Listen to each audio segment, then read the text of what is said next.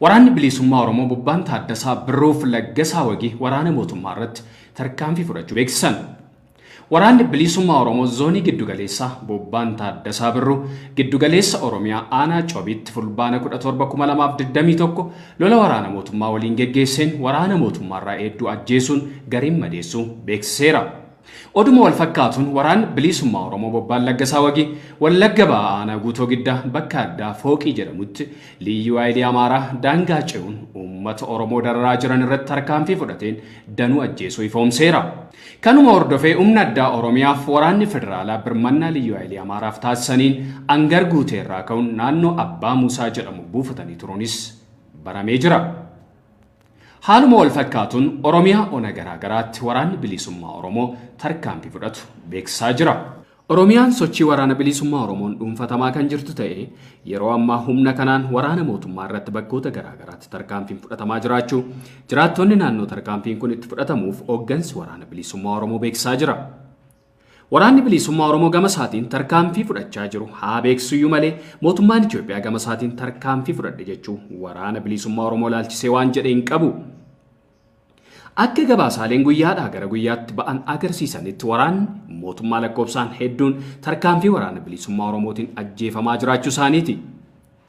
Akka keessa beektonni tokko jechaa jiranitti mootummaan kan inni tarkaanfii waraana bilisummaa Oromoo ikkaamsaa jiruuf hamma mootummaan eegee olitti waraanni bilisummaa Oromoo waan jabaateefii jedhu. Duratti mootummaan waraanni bilisummaa Oromoo eessayyuu hin geessu jedhee waan tuffateef amma immoo deebi'ee afaan ittiin tuffate sanaan tarkaanfii fudhatamaa jiru dubbachuu waan qaanfateef malee tarkaanfii waraana isaa irratti waraana bilisummaa Oromoon fudhatamaa jiru salphaa ta'e jennaan callisee mitis jechuun yaada isaanii gabbisu. Gama biraatiin namoonni tokko akka jedhanitti tarkaanfii waraanni bilisummaa Oromoo fudhachaa jiru haalaan mootummaa kana miidhaa jiraachuu isaa kan agarsiisu aangawoonni mootummaa bilxiginnaa kanneen akka Taayee Danda'aa guyyaadhaa gara guyyaatti oduu shanee wal qabatu katabaa ooluu isaaniiti jedhu. Yeroo ammaa waajjira badhaadhina Oromiyaa keessattis mata duree waltajjii garaa garaa maqaa shanee jedhuun dhuunfatamee jiraachuun agarsiiftuu sodaa waraana bilisummaa Oromoo ta'us xiinxalu.